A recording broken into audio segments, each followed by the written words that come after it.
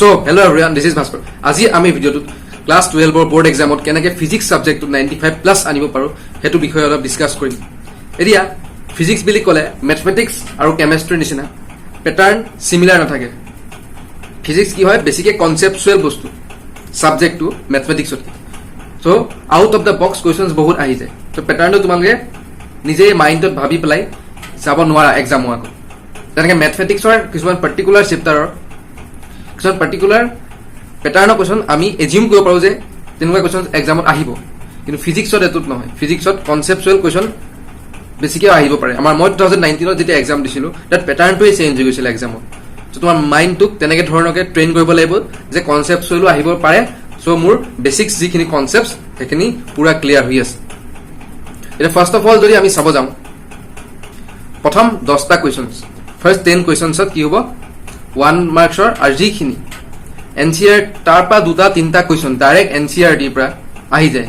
তুমি যদি এনসিআৰটি নপঢ়া সেইগিলা কোৱেশ্চন ম্যাক্সিমাম টাইমছত কি হ'ব সলভ কৰিব নোৱাৰিবা, কাৰণ কনসেপচুৱেল হ'ব বাট সেই কনসেপ্টটো অকল এনসিআৰটি বুকছতে কোনবা এটা চেপ্টাৰৰ কোনবা এটা পাৰ্টিকুলাৰ পেজত থাকিব। তো আমি এনসিআৰটি খন 3-4 টাইমছ ৰিভাইজ কৰিবা লাইন বাই লাইন। যদি তোমালোকে গোটেই বছৰটো পঢ়িছা তেতিয়াহ'লে ষ্টাৰ্টিঙত বুকখন যিখন আমি ল'ব লাগে এনসিআৰটি তাৰ পৰাহে বেলেগ বুকছ আমি সলভ কৰিব লাগিব। যোনে এনসিআৰটি খন ফাৰ্স্ট বুক প্ৰিফাৰেন্স হিচাপে লৈছিলা তেওঁলোকৰ কাৰণেতো প্ৰব্লেম নহয়, কিন্তু যোনে পাজল ৱেত পঢ়িছিলা তেওঁলোকৰ কাৰণে প্ৰব্লেম হ'ব। তোমালোকে কি কৰিবা এনসিআৰটি খন এতিয়াও সময় আছে, এনসিআৰটি খন ভালকে কৰি যোৱা। ভালকে এবাৰ হলো 2-3 ঘণ্টা এদিনত পঢ়া এনসিআৰটি ফিজিক্সৰ সকলো চেপ্টাৰ এবাৰ হলো ওপৰে ওপৰে ভালকে চাই যাবা। এটা এনসিআৰটি কিছুমান কথা থাকে যে এনসিআৰটিৰ মিড চেপ্টাৰৰ কিছুমান কোৱেশ্চনছ থাকে, কিছুমান কনসেপচুৱেল কোৱেশ্চনছ থাকে যাৰ পৰা কোৱেশ্চনছ ফ্ৰেম হয় এক্সামত। তো আমি সেইখিনি ভালকে ক্লেৰিফাই কৰিব লাগিব।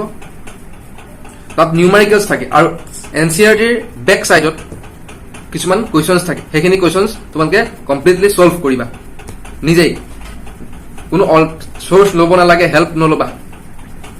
যদি পৰা নাই কুৱেশ্যনটোৰ কনসেপ্টটো এবাৰ ৰিভাইজ কৰিবা।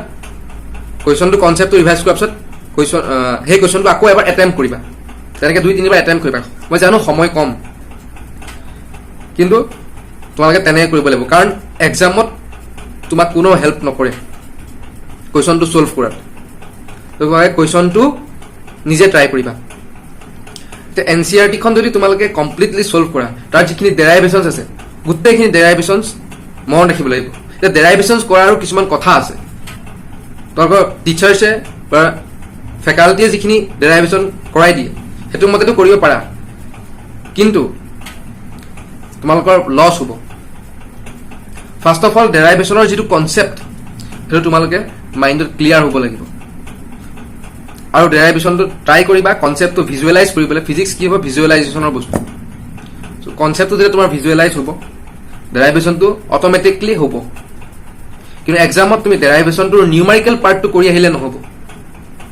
যদি 5 মাৰ্কছ থাকে তেতিয়াহ'লে 2 বা 3 মাৰ্কছ দিব।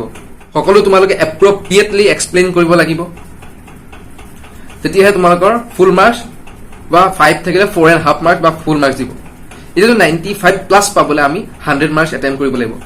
1 মাৰ্ক 2 মাৰ্ক এৰিব পাৰা, বাট লাকি হ'ব লাগিব, বাকীখিনি একদম কাৰেক্ট কৰিব লাগিব, তেতিয়াহে তুমি 95 প্লাছ পাবা। নহ'লে 100 মাৰ্কছ এটেম্প কৰা কাৰেক্টলি, তেতিয়াহে 95 প্লাছ পোৱাৰ চান্স থাকে।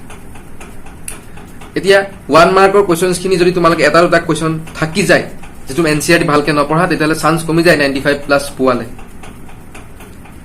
এতিয়া এনসিআৰটি কৰাৰ পিছত তোমালোকে যিখিনি প্ৰিভিয়াছ ইয়াৰ লাষ্ট 10 ইয়াৰ্ছৰ সেইটো মই মেথমেটিক্সৰ ভিডিঅ'টো কৈছিলোঁ, কিয় তাত তোমালোকে পেটাৰ্ণটো এনালাইজ কৰিব পাৰিবা।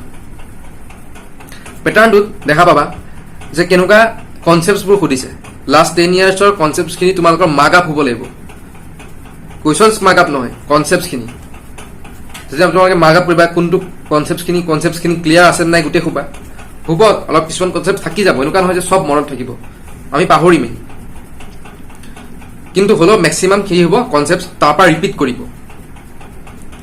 সেইখিনি কুৱেশ্যন তোমালোকে এনসিআৰটি আছে নাই চোৱা, আৰু যদি নাই তোমালোকে এক্সট্ৰা বুক এখন কৰিব লাগিব। সেইখন বোৰ্ড স্পেচিফিকেলি HC বৰ্মা বা ৰেষ্টলিং হেল্থে নকৰিবা সেয়া বৰ্ডছৰ কাৰণে নহয় সেইটো গোটেই বছৰটো যেতিয়া তোমালোকে পঢ়ি আহিছিলা তেতিয়া নিজৰ আণ্ডাৰষ্টেণ্ডিংটো বঢ়াবৰ কাৰণে ভাল কিন্তু এতিয়া এইটো টাইমত এক্সাম টাইমত তোমালোকে ৰেষ্টলিং হেল্থে বা HC মামা নুচুবা তোমালোকে SL আৰোৰা বা এনেকুৱা ধৰণৰ প্ৰদীপছ দিনেশ এনেকুৱা ধৰণৰ বুকছবিলাক পায় তো সেইখিনি তোমালোকৰ ডেৰাইভেশ্যন কিছুমান ডেৰাইভেশ্যন NCERT ভালকে নাই আৰু কিছুমান কনচেপচুৱেল ছল্ভ এক্সাম্পল সেই বুকবিলাকত থাকে তো সেইখিনি কৰিব লাগিব মেইন তোমাৰ NCERT বেক এক্সাৰচাইজত যিখিনি প্ৰব্লেমছ থাকে সেইখিনি কিছুমান বহুত টাফ থাকে যিবিলাক কুৱেশ্যনছ IIT-টো নাহে কিছুমান টাফ কুৱেশ্যনছ থাকে তো তোমালোকে সেইখিনি নকৰিলেও মেক্সিমাম কি হ'ব এটা দুটা এৰি পেলাই কৰিব পাৰা চ' NCERT-খন মেইন 2-3 বাৰ বা 3-4 টাইমছ ভালকে ৰিভাইজ কৰিব পাৰিব লাগিব আৰু প্ৰিভিয়াছ ইয়াৰ গোটেইখিনি কৰিবা আৰু মেইন কথাটো হ'ল যে তোমালোকে কুৱেশ্যনছবোৰ কৰাটো ডাঙৰ কথা নহয় বাট যিখিনি কনচেপ্টছ তোমালোকে পঢ়িছা সেই কনচেপ্টছখিনি ক্লিয়াৰ হ'ব লাগিব বেছিক যিটো কনচেপ্টছ কাৰণ এক্সামত এনেকুৱা কুৱেশ্যনটো দেখা পাবা যে তুমি সেইখিনি পঢ়ি অহা নাই তেনেকুৱা কুৱেশ্যন আৰু এক্সামত যিখিনি কনচেপ্ট শিকিছা সেইখিনি লৈ এপ্লাই কৰি কুৱেশ্যনটো ছল্ভ কৰিব লাগিব তেনেকুৱা কুৱেশ্যনছো পাব পাৰা মই 2019ত পেপাৰ দিছিলোঁ তাত তেনেকুৱা কুৱেশ্যনছ বহুত আহিছিল আৰু তাত অৰ চিষ্টেমটো অহা নাছিল পেটাৰ্ণ চেঞ্জ হৈ গৈছিল কনচেপচুৱেল ক্লিয়াৰিটিটো মেইন তেতিয়া তোমালোকে ইমানখিনি কুৱেশ্যনছ বহুত কুৱেশ্যনছ প্ৰেক্টিছ নকৰিলেও হ'ব কনচেপচুৱেল ক্লিয়াৰিটি নহয় আৰু কুৱেশ্যনছ বেছিকৈ যদি ছল্ভ কৰা এক্সামত ভুল হৈ যাব চ' NCERT পঢ়িবা প্লাছ প্ৰিভিয়াছ ইয়াৰ্ছ প্লাছ এখন বুকখন ইমান নেচেচাৰী নহয় কিছুমান চিলেক্টেড পাৰ্টছ পঢ়িবা পেপাৰ প্ৰেক্টিছ কৰিব লাগিব ফৰ টাইম মেনেজমেণ্ট ফিজিক্সত কি হয় টাইম মেনেজমেণ্ট নহয় কেতিয়াবা চ' ডেৰাইভেশ্যনছখিনি চাবা যে কমপ্লিটলি তোমালোকে ৰিলেটেড ডেৰাইভেশ্যনটো ৰিলেটেড যিখিনি টাৰ্মছ সেইখিনি ভালকৈ এক্সপ্লেইন কৰিছা কেনেকৈ ডেৰাইভ কৰিলা সেইখিনি এক্সপ্লেইন কৰিছা উইথ দ্য হেল্প অফ ডায়েগ্ৰামছ তোমালোকৰ ভাল মাৰ্কছ ডেৰাইভেশ্যনটো দিবই বাকী যিখিনি নিউমাৰিকেল কুৱেশ্যন আছে সেইখিনিতো কিছুমান ডাইৰেক্ট নিউমাৰিকেলটো কৰি নাহিবা কিছুমান লগত এক্সপ্লেইন কৰি দিলে ভাল হয় কিছুমান টাৰ্মছ বহুত এক্সপ্লেইন কৰিব নালাগে কিছুমান টাৰ্মছ এক্সপ্লেইন কৰি দিলে ভাল হয়